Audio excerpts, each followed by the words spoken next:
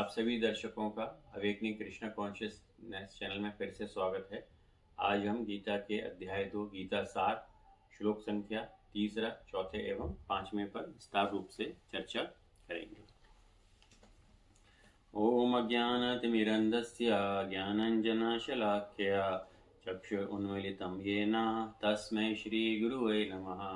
श्रीचैतन्यमनोभीष्टं स्थापितं येन भूतले स्वयं रूप कदा मह्यं ददाति स्वपदान्तिकं। वन्देऽहं श्रीगुरु श्रीयुतपदकमलं श्रीगुरून् वैष्णवां च श्रीरूपं साग्रजातं सहगना रघुनाथान्वितं तं सजीवं साद्वैतं सावधूतं परिजनसहितं कृष्णचैतन्यदेवं श्रीराधाकृष्णपादान् सहगना श्रीललिता विशाखान्वितां च। हे कृष्ण करुणा सिंधु दीनबंधु जगतपते गोपेश गोपिका कांत राधा कांत नमोस्तुते। तप्त कांचन गौरांगी राधे वृंदावनेश्वरी वृषभानुसुते देवी प्रणमामि हरिप्रिये। वाञ्छाकल्पतरुभ्यश्च कृपया सिन्धुभ्येव च पतितानां पावनेभ्यो वैष्णवेभ्यो नमो नमः। श्री कृष्ण चैतन्य प्रभु नित्यानंद श्री अद्वैत गदाधर शिवासादि गौर भक्त वृंदा। हरे कृष्णा कृष्ण कृष्ण हरे हरे हरे राम राम राम हरे हरे। हरे कृष्णा। तो हम अध्याय 2 के ऊपर चर्चा कर रहे हैं जो कि गीता का सार है। इसकी पृष्ठभूमि इस प्रकार से है कि दोनों सेनाएं जो हैं कुरुक्षेत्र में एकत्रित हुई हैं और अर्जुन जब अपने समकक्ष अपने समस्त आचार्यों भीष्म पितामह एवं अन्य मित्र बंधु बांधवों को देखता है तो वो द्रवित हो जाता है और वो युद्ध करने से मना करता है। तो इसी विषय में श्री कृष्ण और अर्जुन का संवाद चल रहा है। तो तीसरे श्लोक में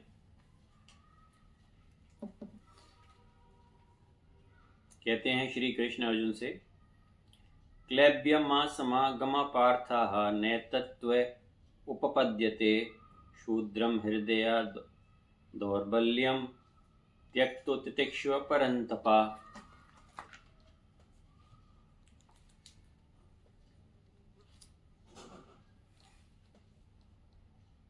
हे प्रतापुत्र, इस हीन नपुंसकता को प्राप्त मत हो, यह तुम्हें शोभा नहीं देती।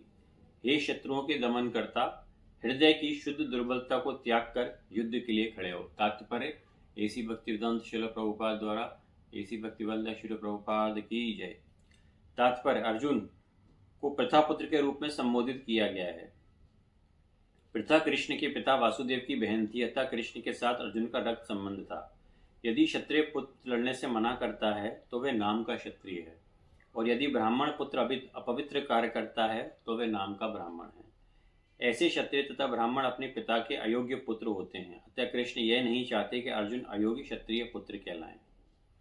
तो यहाँ पर इस श्लोक में अर्जुन को भगवान श्री कृष्ण प्रथा पुत्र के रूप में संबोधित कर रहे हैं और जो अर्जुन जो है वो भगवान श्री कृष्ण की बुआ अर्थात कुंती के पुत्र हैं। तो इस प्रकार से उनका रक्त संबंध भी है और इसमें भगवान श्री कृष्ण इस बात पर जोर दे रहे हैं कि यदि क्षत्रिय का पुत्र क्षत्रिय नहीं कहलाएगा यदि वह अपने क्षत्रिय धर्म का पालन नहीं करता अर्थात युद्ध से विमुख होता है।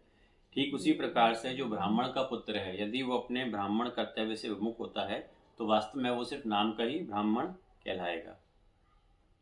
और भगवान श्री कृष्ण नहीं चाहते कि उनका जो सखा है उनका जो मित्र है अर्जुन वो अयोग्य क्षत्रिय पुत्र कहलाए। आगे श्रील प्रभुपाद कहते हैं, अर्जुन कृष्ण का घनिष्ठतम मित्र था और कृष्ण प्रत्यक्ष रूप से उसके रथ का संचालन कर रहे थे, किंतु इन सब गुणों के होते हुए भी यदि अर्जुन युद्ध भूमि को छोड़ता है तो वह अत्यंत निंदनीय कार्य होगा। अतः कृष्ण ने कहा कि ऐसी प्रवृत्ति अर्जुन के व्यक्तित्व को शोभा नहीं देती। अर्जुन यह तर्क कर सकता था कि परम पूज्य भीष्म तथा स्वजनों के प्रति उदार दृष्टिकोण के कारण युद्ध भूमि छोड़ रहा है, किंतु कृष्ण ऐसी उदारता को केवल हृदय दौर्बल्य मानते हैं। ऐसी झूठी उदारता का अनुमोदन एक भी शास्त्र नहीं करता। अतः अर्जुन जैसे व्यक्ति को कृष्ण के प्रत्यक्ष निर्देशन में ऐसी उदारता या तथा कथित अहिंसा का परित्याग कर देना चाहिए। तो इस श्लोक में भगवान श्री कृष्ण विशेष रूप से अर्जुन को यह निर्देशित कर रहे हैं क्योंकि अर्जुन जो है भगवान कृष्ण के घनिष्ठतम मित्र हैं और उनके अंदर सभी गुण हैं योद्धा के। उन्होंने सभी जो है दिव्यास्त्र भी जो है सभी देवताओं से प्राप्त किए हैं, लेकिन किसी कारणवश युद्ध भूमि में अपने समक्ष अपने समस्त स्वजनों को देखकर उनका हृदय द्रवित हो गया है। और सबसे प्रमुख बात ये है कि अर्जुन का रथ का संचालन स्वयं भगवान श्री कृष्ण कर रहे हैं, तो उनके अंदर ये सभी गुण हैं, अर्थात वो उच्च कुल से हैं, उनकी माता जो है कुंती हैं, उनके पिता जो हैं पांडु हैं, उनके रथ का संचालन स्वयं श्री कृष्ण कर रहे हैं, वो स्वयं जो है इंद्रपुत्र हैं, उनमें किसी भी चीज़ की कमी नहीं है, लेकिन फिर भी उनके अंदर ये गुण आना निंदनीय है, अर्थात युद्ध से विमुख होना निंदनीय है। तो यहाँ पर श्रील प्रभुपाद कह रहे हैं कि यहाँ पर अर्जुन ये तर्क दे सकते थे कि स्वजनों के प्रति उदार दृष्टिकोण के कारण वो युद्ध नहीं करना चाहते, किंतु भगवान श्री कृष्ण यहाँ पर बोल रहे हैं कि ऐसी किसी भी प्रकार की उदारता वास्तव में अर्जुन के लिए शोभनीय नहीं है। ये सिर्फ हृदय दौर्बल्य मानते हैं, अर्थात कि ये हृदय का दुर्बल होना है, यानी कि जो हमारा मन है उसका दुर्बल होना है। तो इस श्लोक के द्वारा भगवान श्री कृष्ण को ये भी समझाने का प्रयास कर रहे हैं कि कई बार जीवन में ऐसे हमारे क्षण आते हैं जहाँ पर कि हमको कुछ कठोर निर्णय ले सकते हैं, जैसे कि यहाँ पर निर्णय लेना पड़ रहा है अर्जुन को कि जो उसके स्वजन हैं, यदि भीष्म पितामह हैं, गुरु द्रोण हैं, गुरु कृप हैं और यम समस्त सगे बंधु बांधवों के संग उसको युद्ध करना पड़ रहा है। पर युद्ध इसलिए करना पड़ रहा है क्योंकि श्री कृष्ण की निर्देशन में अर्जुन को धर्म के लिए युद्ध करना है। तो इसी प्रकार से यदि हम अपने जीवन में कई बार धर्म के लिए कुछ स्टैंड लेते हैं, जिसको बोलते हैं कि हम स्टैंड लिया हमने किसी चीज़ के लिए, तो यदि हम किसी चीज़ के लिए स्टैंड लेते हैं और उस जो हमें निर्णय लेना चाहिए था उस क्षण हम वो निर्णय नहीं लेते, क्योंकि हमको ऐसा लगता है कि यदि ऐसा करेंगे तो ये कठोर निर्णय होगा और हम उदारता का परिचय देना चाहते हैं। तो यहाँ पर श्री कृष्ण कह रहे हैं कि ऐसी उदारता का कोई तात्पर्य नहीं है, ये वास्तव में एक प्रकार की हृदय की दुर्बलता है। तो कभी भी मनुष्य के समस्त यदि ऐसी परिस्थिति आती है जबकि उसको कठोर निर्णय लेना पड़ सकता है अपने जीवन में, तो उसके अपने हृदय के दौर्बल्य को त्याग कर और एक कठोर निर्णय लेने की क्षमता होनी चाहिए। इसीलिए भगवान श्री कृष्ण कह रहे हैं कि अर्जुन जैसे व्यक्ति को कृष्ण के प्रत्यक्ष निर्देशन में ऐसी उदारता या तथाकथित अहिंसा का परित्याग कर देना चाहिए। चौथे श्लोक में आगे फिर अर्जुन कहते हैं, अर्जुन वाचौ कथम भीष्मम अहम सांख्ये द्रोणम च मधुसूदना ईशु भी प्रात्यत्युष्यामि पुजर्धव अरिसूदना। अर्थात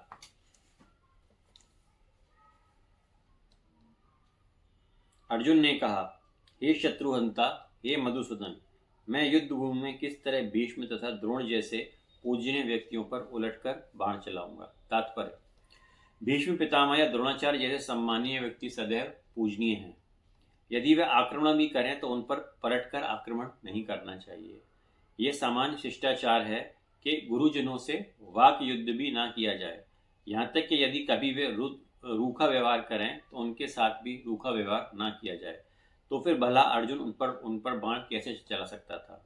क्या कृष्ण कभी अपने पितामह नाना उग्रसेन या अपने आचार्य संदीपन मुनि पर हाथ चला सकते हैं? कृष्ण ने अर्जुन के समक्ष यह कुछ तर्क प्रस्तुत किए। तो जब भगवान श्री कृष्ण ने कहा कि इस प्रकार का जो अर्जुन का व्यवहार है वास्तव में हृदय की दुर्बलता है, तो यहाँ पर अर्जुन भगवान श्री कृष्ण को यह उदाहरण दे रहे हैं कि, और वास्तव में ये सत्य भी है, जैसे कि आजकल हम आपने तो गीता का जो प्रत्येक श्लोक है वास्तव में हमारे जीवन की जो प्रासंगिकता है, जो उसकी जो प्रैक्टिकल इम्प्लीकेशंस है उसके ऊपर इंगित करता है। जैसे कि आजकल हम लोग देखते हैं कि आजकल की जो युवा पीढ़ी है वो अपने जो उनकी वरिष्ठ लोग हैं या उनके घर माता पिता हैं या और दादा दादी हैं, उनके संग अच्छे से व्यवहार नहीं करती। तो यहाँ अर्जुन कह रहे हैं कि शास्त्रों के अनुसार तो और वास्तव में जो उच्च कुलीन लोग होते हैं वो तो यदि द्रोणाचार्य उनके ऊपर बाण भी चलाते हैं तो उनका प्रत्युत्तर नहीं देते। यहाँ तक कि कभी कभार हमारे बड़े हमारे कुछ भले के लिए हमको डांटते हैं या भला बुरा कह देते हैं, रूखा व्यवहार कर देते हैं, तो वास्तव में हमको चाहिए कि हमको पलटकर उसका उत्तर उस तरह से ना दें, अर्थात हम भी उनके साथ रूखा व्यवहार ना करें, क्योंकि हो सकता है वो हमको हमारे भले के लिए किसी बात के लिए डांट रहे हों। आगे श्री कृष्ण से कहते हैं अर्जुन, क्या श्री कृष्ण अपने पिता नाना उग्रसेन या संदीपनी मुनि, जिनसे भगवान श्री कृष्ण ने शिक्षा प्राप्त करी थी, क्या उनके विरुद्ध वो कुछ अपशब्द बोल सकते हैं या उनके विरुद्ध हथियार उठा सकते हैं? तो ये तर्क कुछ अर्जुन ने प्रस्तुत किए कि यदि कृष्ण ऐसा कर सकते थे किसी परिस्थिति में, यदि वो ऐसा कर सकते थे तो फिर वो भी कर सकते हैं। तो ये कुछ तर्क प्रस्तुत कर रहे हैं अर्जुन कृष्ण के प्रति कि वो युद्ध नहीं करना चाहते अपने स्वजनों से, अपने गुरु से, द्रोणों से और पितामह भीष्म से। 5वें श्लोक में फिर अर्जुन कहते हैं, गुरून् हत्वा हि महानुभावान् श्रेयो भोक्तुं भैष्यम् अपिह लोके हतव्रता कामस्तु गुरं थैवा भुञ्जेया भोगन रुधरिरा प्रादिगाना। अर्थात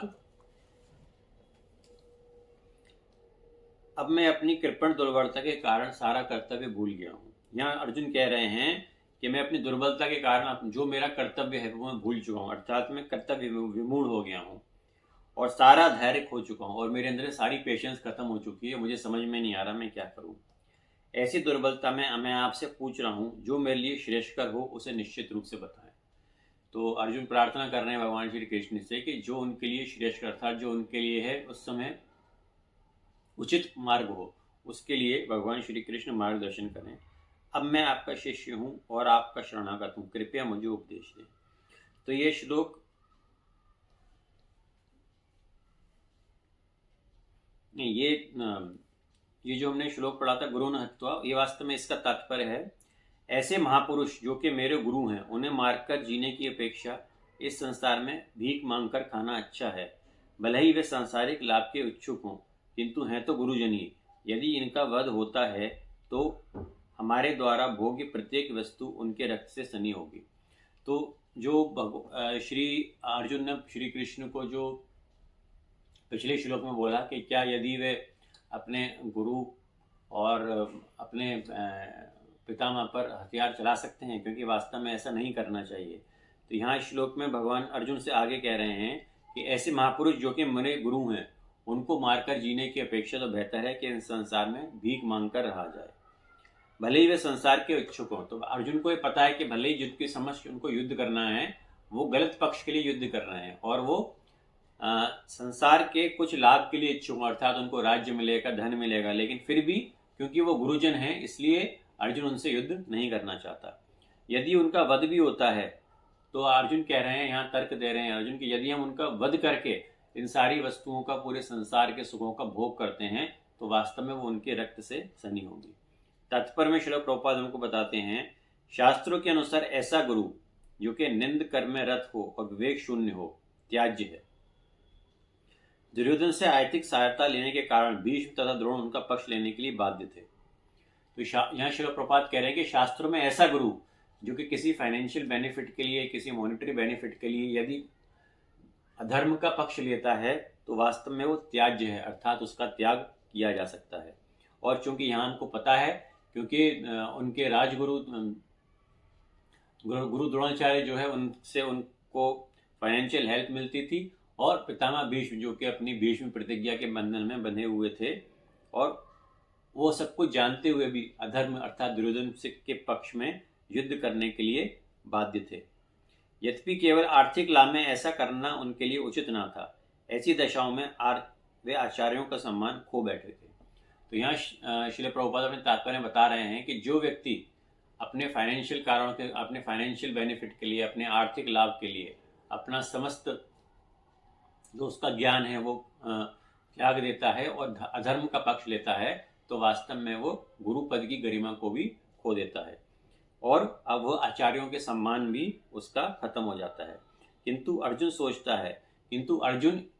सोचता है कि है तो वो गुरुजन ही, उनका वध करके भौतिक लाभ को भोगने का अर्थ होगा रक्त के सने अवशेषों को भोग करना। तो यहाँ पे अर्जुन का हमको ये तात्पर्य पता पड़ता है, क्योंकि अर्जुन जो है उच्च कुलीन है और अर्जुन जो है किसी भी परिस्थिति में अपने आचार्यों का वध नहीं करना चाहते। जबकि यहाँ पर ये स्पष्ट रूप से वर्णन है कि श्री प्रभुपाद अपने तात्पर्य में बता रहे हैं कि चूंकि उन्होंने पितामह भीष्म हैं, आचार्य द्रोण हैं, ये गलत पक्ष का साथ दे रहे हैं, अधर्म का साथ दे रहे हैं, और यदि गुरु अधर्म का साथ देता है किसी कारण से तो वास्तव में वो त्याज्य होता है, अर्थात उसका त्याग किया जा सकता है। लेकिन फिर भी अर्जुन इतने करुणामयी हैं, अर्जुन क्योंकि भगवान श्री कृष्ण के सखा हैं और वो वास्तव में एक धर्म पुरुष हैं, कुलीन पुरुष हैं। इस सब के बाद भी उनको ये गलत लगता है कि वे जो है अपने स्वजनों का वध करके इस संसार के सभी सुखों का भोग करें। तो वास्तव में एक प्रकार की ये जो हम श्लोक में पढ़ रहे हैं, जो अर्जुन के गुण हैं, ये वास्तव में वो दैवीय गुण हैं, जिससे कि हमको पता पड़ता है कि पांडव या अर्जुन युद्ध करने के लिए इच्छुक नहीं थे। अर्जुन जो सबसे महारथी हैं पांचों योद्धाओं में, पांचों पांडवों में, वो तो बार बार ये तर्क प्रस्तुत कर रहे हैं कि हमको अपने स्वजनों का वध करके इस संसार को भोग नहीं करना, क्योंकि यदि हम वो भोग करेंगे भी तो वास्तव में वो सब उनके खून से सनी होगी, तो इस प्रकार से हमको उसका कोई फायदा नहीं होगा। उससे बेहतर तो ये होगा कि हम जो है भिक्षा मांगकर अपना जीवन यापन करें। तो ये जो देखते हैं हम आजकल के वर्तमान परिवेश के बिल्कुल उलट है। यहाँ पर तो दो व्यक्ति या दो भाई या सगे संबंधी एक जमीन के छोटे से टुकड़े या किसी भी चीज के लिए लड़ मरते हैं और वो आपस में एक दूसरे को नहीं छोड़ते।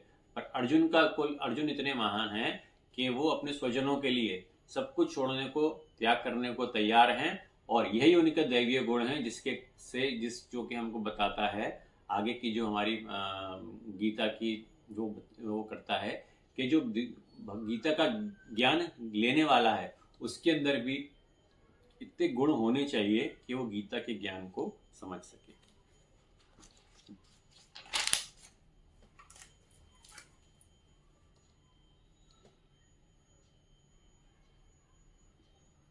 छठे श्लोक में फिर आगे कहा गया है, न चैतद्य विद्यमा कत्रम नु गर्यो यद वा जयम यदि वा नु जायो यन एवा हत्वा न जुजिविस्मास ते वतष्ट प्रमुखे धृतराष्ट्रः। अर्थात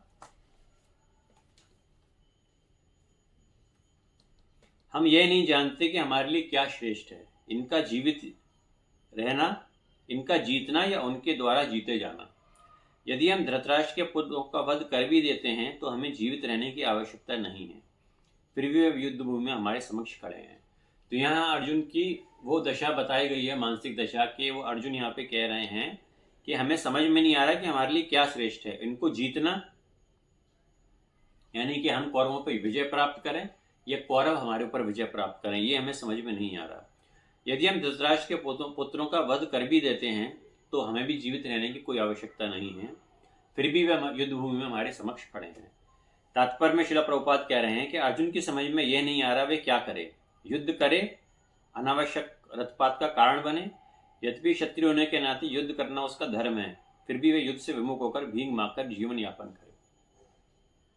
तो किस प्रकार से हमारे जीवन में कई बार निर्णय आते हैं कि हमको समझ में नहीं आता कि हमको क्या करना चाहिए, हमारे लिए सही क्या है और गलत क्या है, उस पर हम निर्णय नहीं ले पाते।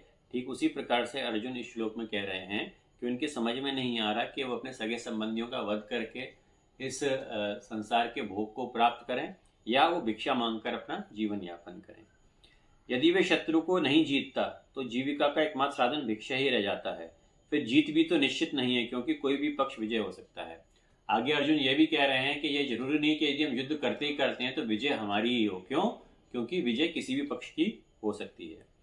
यदि उसकी विजय भी हो जाए क्योंकि उसका पक्ष न्याय पर है, तो भी यदि धृतराष्ट्र के पुत्र मरते हैं तो उनके बिना रह पाना अत्यंत कठिन हो जाएगा।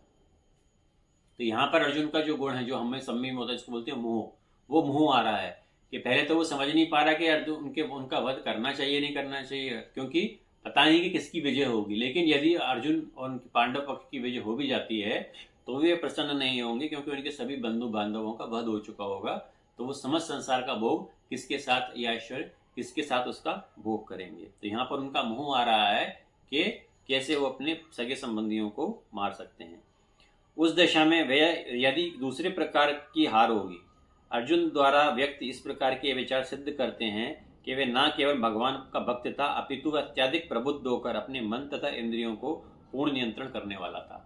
तो यहाँ श्री प्रभुपाद उसी चीज को इंगित कर रहे हैं जो हमने पहले चर्चा करी थी कि ये जो गुण है वास्तव में अर्जुन के अंदर दैवीय गुण है।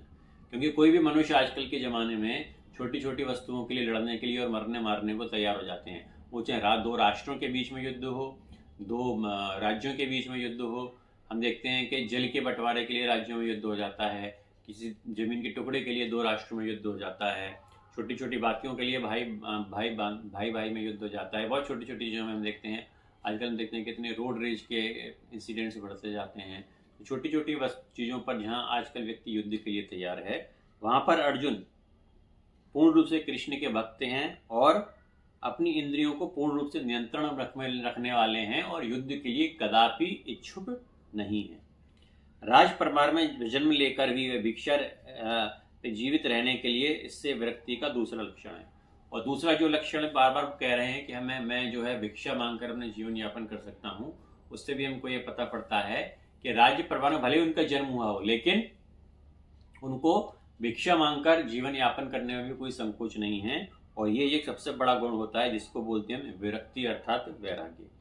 ये सारे गुण अपने आध्यात्मिक गुरु श्री कृष्ण के उपदेशों में उनकी श्रद्धा, यह सब मिलकर सूचित करते हैं कि वह वास्तव में पुण्य आत्मा थे। तो जो चीज हमने पहले चर्चा करी, इस तरह निष्कर्ष निकला कि अर्जुन मुक्ति के सर्वथा योग्य था। जब तक इंद्रियां संयमित ना हो, ज्ञान के पद तक उठ पाना कठिन है और बिना ज्ञान तथा भक्ति के मुक्ति नहीं होती। अर्जुन अपने भौतिक गुणों के अतिरिक्त इन समस्त दैवी गुणों में दक्ष था। तो यहाँ श्रील प्रभुपाद हमको यही बता रहे हैं कि यदि हमको मुक्ति चाहिए तो उसके लिए जो श्री कृष्ण जो ज्ञान देने वाले हैं, उसके लिए जो वास्तव में गुण चाहिए उसको समझने के लिए, वो सिर्फ अर्जुन के अंदर ही थे। क्यों? क्योंकि अर्जुन मुक्ति के सदैव योग्य क्यों था? क्योंकि उनकी इंद्रियां संयमित थीं। ज्ञान के पद तक उठ पाना कठिन होता है, लेकिन बिना ज्ञान तथा भक्ति के मुक्ति नहीं होती। अर्थात अर्जुन के अंदर ज्ञान भी था, अर्जुन के अंदर भक्ति भी थी। अर्जुन अपने भौतिक गुणों के साथ साथ जो आध्यात्मिक गुण होते हैं, समस्त दैवी गुण, वो भी अंदर उनके अंदर प्रकट थे। तो इस प्रकार हम देखते हैं कि किस प्रकार से अर्जुन के अंदर वो सभी गुण थे जो कि गीता जैसे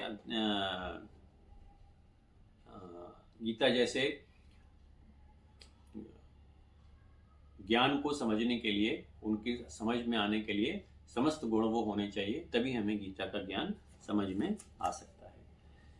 आज की कक्षा का जो 7वां श्लोक है उस पर हम खत्म करेंगे। अब अर्जुन आगे भगवान श्री कृष्ण से कह रहे हैं,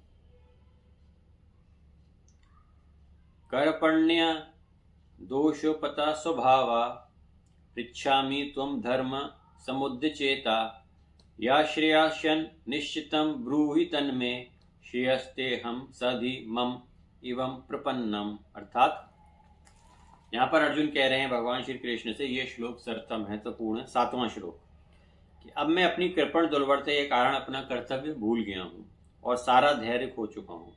ऐसी अवस्था में आपसे पूछ रहा हूँ, जो मेरे लिए श्रेष्ठकर हो उसे निश्चित रूप से बताएं। अब मैं आपका शिष्य हूँ और शरणागत हूँ, कृपया मुझे उपदेश दें। तो ये 7वें श्लोक की तात्पर्य जो है काफी बड़ा है। इसमें श्रील प्रभुपाद हमसे कहते हैं कि यह प्राकृतिक नियम है कि भौतिक कार्यकलाप की प्रणाली ही हरेक के लिए चिंता का कारण है। पग पग पर उलझन मिलती है, अतः प्रमाणिक गुरु के पास जाना आवश्यक है, जो जीवन के उद्देश्य को पूरा करने के लिए समुचित पथ निर्देशन दे सके। समग्र वैदिक ग्रंथ हमें यह उपदेश देते हैं कि जीवन की अनचाही उलझनों से मुक्त होने के लिए प्रमाणिक गुरु के पास जाना चाहिए। तो यहाँ श्रील प्रभुपाद हमको बता रहे हैं कि किस प्रकार हमारे जीवन में अलग तरह की उलझनें, अलग तरह की समस्याएं, अलग तरह की मुसीबतें आती हैं। ये भौतिक भी हो सकती हैं, आध्यात्मिक भी हो सकती हैं। तो इन सबको दूर करने के लिए वास्तव में हमको एक आध्यात्मिक गुरु की आवश्यकता होती है और इन समस्याओं के लिए हमको एक गुरु की तलाश अवश्य करनी चाहिए। यह उलझनें उस दवाग्नि के समान है जो किसी के द्वारा लाए बिना भभक उठती हैं। इस प्रकार विश्व की स्थिति ऐसी है कि बिना चाहे जीवन की उलझनें स्वतः उत्पन्न हो जाती हैं। कोई नहीं चाहता कि आग लगे, किंतु फिर भी वे लगती है और हम अत्यधिक व्याकुल हो उठते हैं। अतः वैदिक उपदेश देता है कि जीवन की उलझनों को समझने तथा उसका समाधान करने के लिए हमें परंपरागत गुरु के पास जाना चाहिए। जिस व्यक्ति का प्रमाणिक गुरु होता है वह सब कुछ जानता है, अतः मनुष्य को भौतिक उलझनों में न रहकर गुरु के पास जाना चाहिए। यही इस श्लोक का तात्पर्य है। तो यहाँ श्रील प्रभुपाद हमको विशेष रूप से बता रहे हैं कि जो उलझनें होती हैं वो इस प्रकार से होती हैं कि वो स्वतः ही उत्पन्न हो जाती हैं। जिस प्रकार से आग कई बार बिना लगाए लग जाती है, वो स्वतः उत्पन्न हो जाती हैं। तो उनके समाधान तभी हो सकता है जब हम किसी परंपरागत गुरु के पास जाएं। यदि हम परंपरागत गुरु के पास नहीं जाते हैं, और इसमें जो प्रभुपाद जोड़ दे रहे हैं प्रामाणिकता, तो ये जो सबसे इम्पोर्टेंट होता है, जब हम गुरु की तलाश करते हैं तो किस संप्रदाय से हैं, उनका लीनिएज क्या है, उनकी प्रामाणिकता क्या है, वो बोनाफाइड है कि नहीं, ये समस्त चीज़ें हमको देखनी चाहिए। आखिर भौतिक उलझनों से कौन सा व्यक्ति आखिर भौतिक उलझनों में कौन सा व्यक्ति पड़ता है? वह जो जीवन की समस्याओं को नहीं समझता।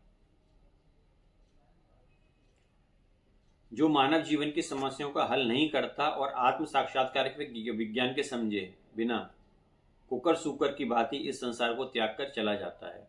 तो मनुष्य जीवन अत्यंत दुर्लभ है। यहाँ पर प्रभुपाद एग्जाम्पल दे रहे हैं डॉग और हॉक का।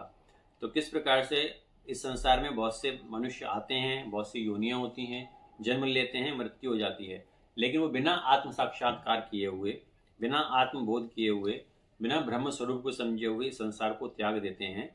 तो उनमें और पशुओं के जीवन में कोई भी अंतर नहीं है। जीव के लिए यह मनुष्य जीवन अत्यंत मूल्यवान है, जिसका उपयोग कर वह अपने जीवन की समस्त समस्याओं का हल कर सकता है। तो अतः इस अवसर का लाभ नहीं उठाना भी कृपण है।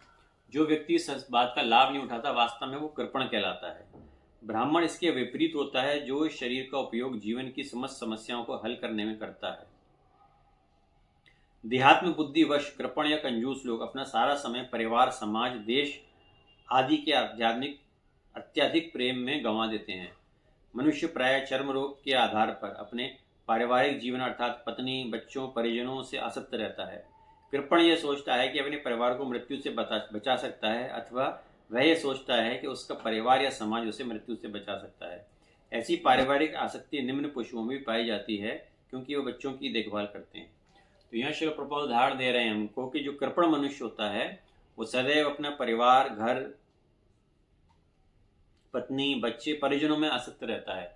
उसको ये लगता है कि या तो वह उनको मृत्यु से बचा पाएगा या बाकी के परिवार लोग उसको मृत्यु से बचा पाएंगे, लेकिन वास्तव में ऐसा संभव नहीं होता।